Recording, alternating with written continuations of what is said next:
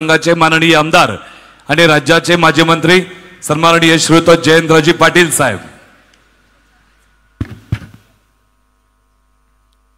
राज्याचे उपमुख्यमंत्री श्रीयुत अजितदादा पवार, आपल्या जिल्ह्याचे पालकमंत्री श्रीयुत चंद्रकांत दादा, ज्यांच्या निमंत्रणाला मान देऊन व्यासपीठावरील सर्व दिग्गज आणि आपण सर्व इथं उपस्थित राहिलात त्या आपल्या सर्वांच्या लाडक्या माई माननीय रामशेठ ठाकूरजी, आमदार रोहित पवारजी, या निमित्तानं उपस्थित असणारे या संस्थेचे अध्यक्ष NR पाटील काका, संगीता वहिनी, प्रशांत पाटील, सुनील पाटील, व्यासपीठावरील सर्वच मान्यवर आणि बंधू भगिनींनो, आपल्या महात्मा फुले शिक्षण संस्थेच्या वतीनं आज डॉक्टर ND पाटील महाविद्यालय या ठिकाणी सुरू होते, विधी महाविद्यालय। खरं म्हणजे याबद्दल मी तुमचं पहिल्यांदा अभिनंदन करतो, कारण आपल्या तालुक्यातलं हे पहिलंच कॉलेज आहे विधी महाविद्यालय। आजचा योग हा थोडासा दुर्मिळ योग आहे। उद्या देशाचे सरन्यायाधीश कोल्हापूरला येणार आहेत आणि मुंबई उच्च न्यायालयाच्या खंडपीठाचं उद्घाटन उद्या गवई साहेबांच्या हस्ते कोल्हापूरला होणार आहे। आणि त्याच्या आदल्या दिवशी आपण आपल्या तालुक्यातल्या पहिल्या वहिल्या विधी महाविद्यालयाचं उद्घाटन या ठिकाणी करतोय।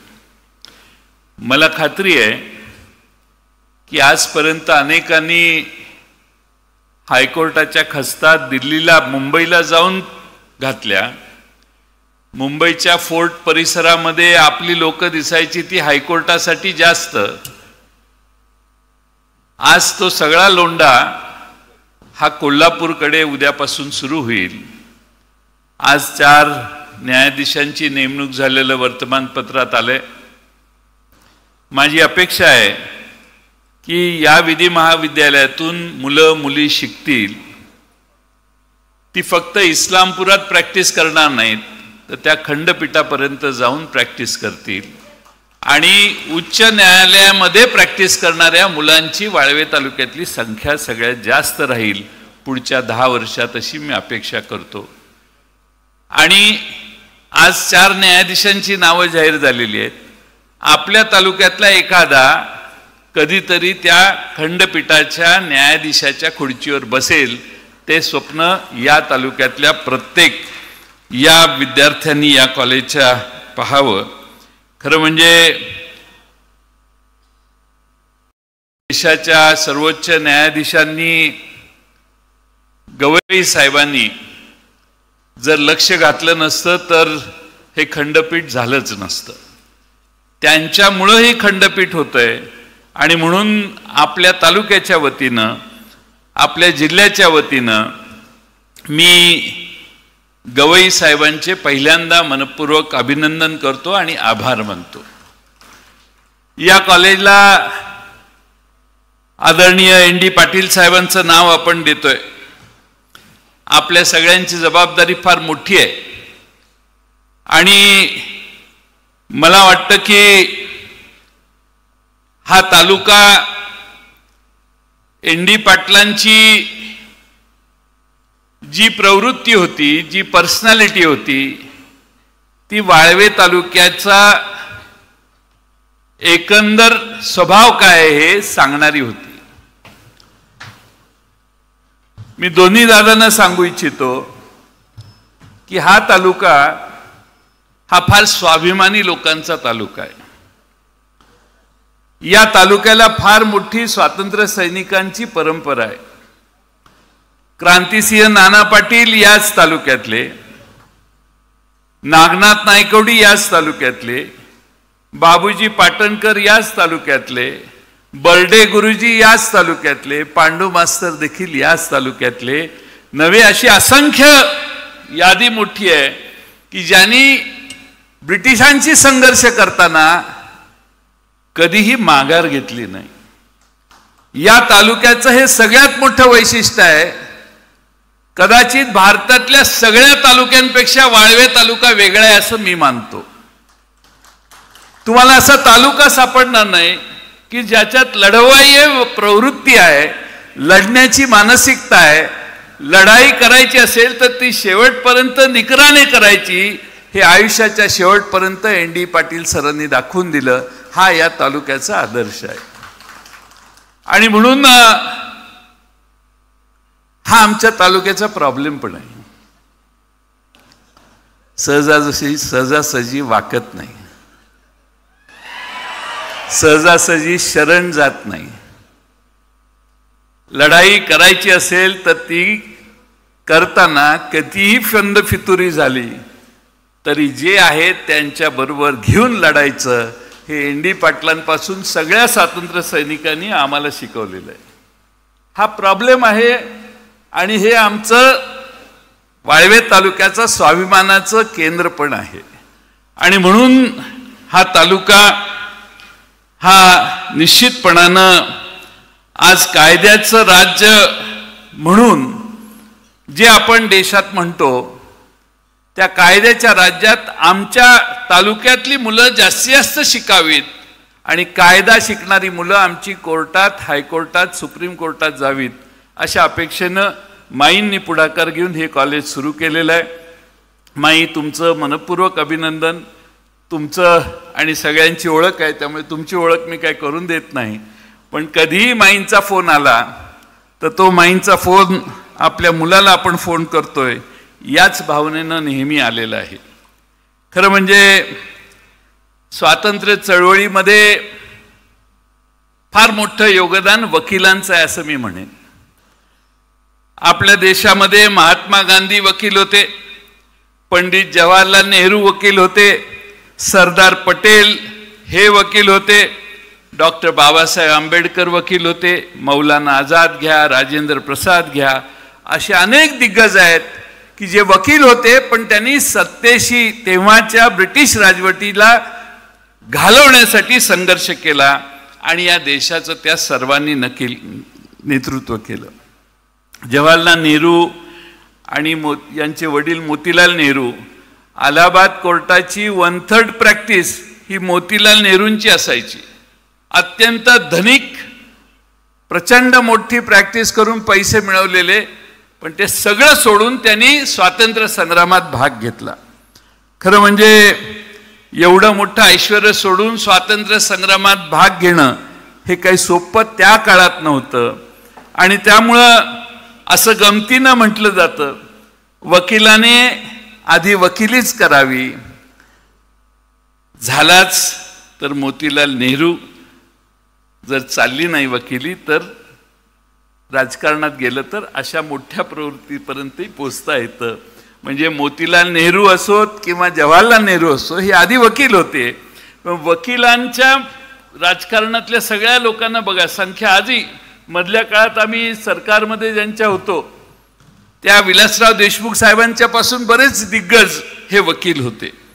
आज खरं म्हणजे आपल्या भारतामध्ये पूर्वी लॉ कॉलेज भरायचं नाही, पण आता सगळ्यांना लॉकडे जायची फार इच्छा व्हायला लागली. आपले कपिल सिब्बल हे IAS होते. IAS न होता राजीनामा देऊन त्यांनी लॉची प्रॅक्टिस सुरू केली. लॉच्या लाईनमध्ये ते गेले आणि आज देशातले सर्वात मोठे वकील ते आज झालेले आहेत. आणि याचं वैशिष्ट्य याचं असं आहे की तुम्ही पाहिजे तेवढी फी चालू करता. रामशेठ ठाकूर आले 50 लाख, रोहित पवार आले 15 लाख, आमचे NR काका आले 2000. म्हणजे वकील देखील केस आणि माणूस बघून फी आकारू शकतो. आणि या व्यवसायाला रामशेठजी काही भांडवल लागत नाही. जे काही भांडवल असतं ते डोक्यात असतं. आणि त्यामुळं सर्वात विद्वान लोक हे आज देशाच्या नामांकित वकिलांच्या त्यांचं नावलौकिक नाव घेतलं जातं. माझ्या काही छोट्याशा सूचना आहेत. पुण्यातलं ILS लॉ कॉलेज आहे, ते जे लॉ कॉलेज आहे त्याच्यामध्ये 75%पेक्षा जर अर्धा टक्के देखील अटेंडन्स कमी असला तर त्याचं वर्ष रद्द केलं जातं. 75% असलं पाहिजे. प्राचार्य ताई 75%, तुम्ही काय नियम लावायचा ते मी आपले आदर्श नियम सांगतोय तुम्हाला. 75% जर अटेंडन्स नसेल मुलाचा, अर्धा टक्का जरी कमी असला तरी त्याचं मुलाचं वर्ष बाद होतं. त्यामुळे कडक प्रशासनाने अतिशय उत्तम दर्जाचे वकील निर्माण होतील अशी अपेक्षा मी या निमित्तानं करतो. खरं म्हणजे फार मोठ्या प्रमाणात वकील होतात. वकील होणं सोपं आहे, पण यशस्वी वकील होणं फार अवघड आहे. आणि यशस्वी वकील व्हायचं असेल तर प्रचंड मेहनत करावी लागते आणि यशस्वी वकिलाला 24 तासातले 18 तास देखील पुरत नाहीत. आणि म्हणून यशस्वी वकिलांची मोठी फौज या तालुक्यातून बाहेर पडेल अशी अपेक्षा मी करतो. हा काळ आर्बिट्रेशनचा काळ आहे, त्यामुळे माझी सूचना आहे की आर्बिट्रेशन सेंटर जर उभा करता आलं तर बघा, एवढ्या मोठमोठ्या कंपन्यांमध्ये वादावादी असते. या आर्बिट्रेशन हा एक वेगळा व्यवसाय आहे. कॉर्पोरेट लॉ हा एक वेगळा विषय आहे. अनेक फर्म्स मुंबईमध्ये आता कॉर्पोरेट लॉला सेवा देणारी जी लोक आहेत त्या लोकांना 20-30 लाख रुपये पगार देऊन आपल्याकडे नोकरी ठेवतात. आमच्याकडे सोली सोराबजी शेजारी राहतात मुंबईला, त्यांची मुलगी जिया मोदी, तिच्याकडे काम करणाऱ्या वकिलांचे पगार जर ऐकले तुम्ही तर प्रत्येक मुलाला वाटेल बाकीचा धंदा सोडू आणि आपण कॉर्पोरेट लॉ मध्ये जाऊ. त्यामुळे कॉर्पोरेट लॉ हे अतिशय महत्त्वाचं आहे. आणि अलीकडं JMFC मध्ये महाराष्ट्रातल्या मुली जास्त पास होतात, जास्त जज कोर्ट मुली व्हायला लागलेल्या आहेत. आणि त्यामुळं जास्त आपल्या भागातनं JMFC कशा मुलं होतील हे बघण्याचाही प्रयत्न आपण सगळ्यांनी केला पाहिजे. खरं म्हणजे कायद्याचं पालन होणं हे एक वेगळी गोष्ट आहे, पण न्याय मिळणं ही फार अवघड गोष्ट झालेली आहे. कायदा सगळीकडे चालू आहे, पण कोर्टात गेल्यावर न्याय मिळेलच का ह्याची आता गॅरंटी राहिलेली नाही. हे फार अवघड, एवढं अवघड आहे की न्यायाधीशांनी मनात आणलं तर एखादी विषय 8-8 वर्ष, 3-3 वर्ष, 5-5 वर्ष ती माणसं वर गेली तरी निकाल लागत नाही. आणि म्हणून मला आठवतं पेंडन्सी महाराष्ट्रातली कमी करावी म्हणून मी आणि विलासराव देशमुख आम्ही दोघं, मी अर्थमंत्री असताना चीफ जस्टिस बरोबर वर्षातनं एक मीटिंग असते. न्यायालय सांगत असतं हे करा, हे करा, हे करा, हे करा, मागण्या असतात त्यांच्या आणि त्या कराव्या लागतात पूर्ण. मी एकदा अशाच बैठकीत 2003, 4, 5 साली काहीतरी मी रजिस्ट्रारला पत्र लिहिलं की आम्हाला महाराष्ट्रातली पेंडन्सी कमी करायची आहे. तालुका, जिल्हा, राज्य या स्तरावरच्या पेंडन्सीज कमी करण्यासाठी आम्ही 5 वर्ष न्याय व्यवस्थेसाठी पैसे खर्च करायला तयार आहे.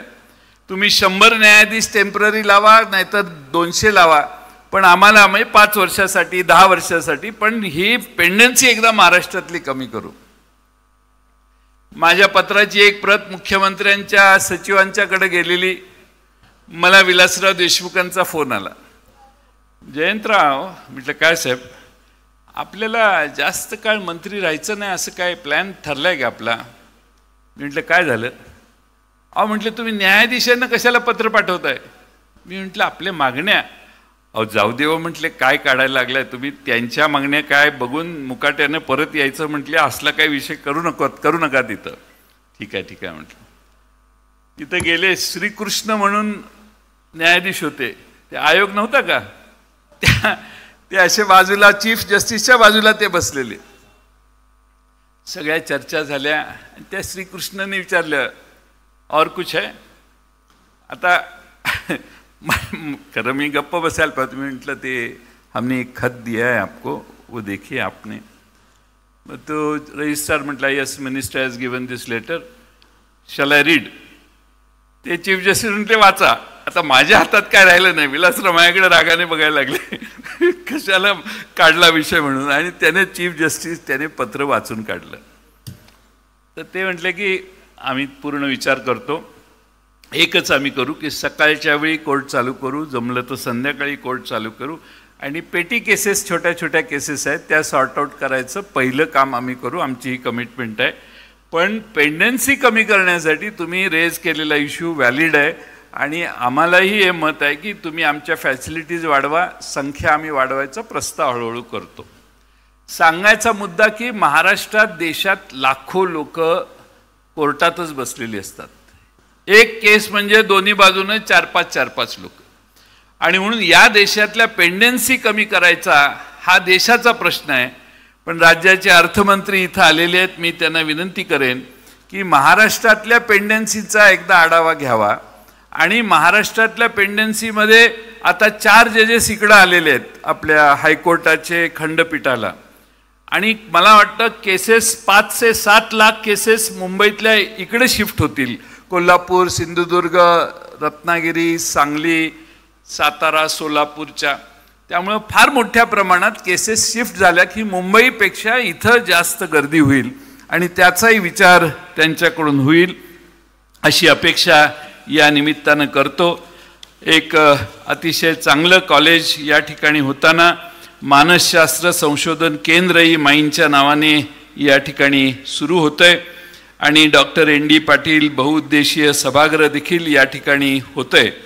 या ठिकाणी आपण सगळ्यांनी जेवढ्या घोषणा कराल तेवढी देणगी माईंना मिळेल.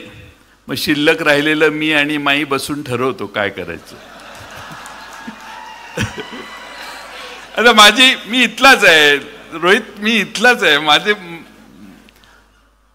त्या जे काही शिल्लक राहील ते आता अजून 2-3 मोठी भाषणं होणार आहेत. तेवढ्यात होईलच बहुतेक पूर्ण. त्यातनं नाही झालं तर आपण आहेच की. पण आपण सगळे आलात.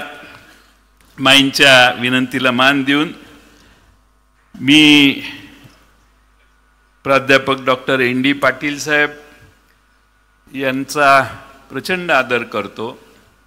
कारण ह्या माणसानं कधी विचाराशी प्रतारणा केली नाही, कधी विचार बदलले नाहीत, कधी भूमिका बदलली नाही. कधीही ND पाटलांनी सत्ता इकडून तिकडं गेली म्हणून कधी उडी मारलेलं कधी ऐकले का तुम्ही? Never never. या माणसाचं महात्म्य त्यातच आहे. आणि मला आठवतं मागच्या मला वाटतं 14 साली इलेक्शन होतं. मी बाहेर प्रचाराला फिरत होतो. माझ्या प्रचारासाठी इथं इस्लामपुरात सभा होती शेवटची. मला माहीतच नाही पण ND पाटील साहेब हे पाऊस थोडा थोडा चालू होता. ND पाटील साहेब येऊन भाषण आलेत म्हटलं. मी कुठून तरी इकडं कोल्हापूरहून परत आलो आणि शेवटचे 10 मिनटं होतं. पाऊस चालू असताना ND पाटील साहेबांनी शेवटच्या सभेत येऊन भाषण केलं.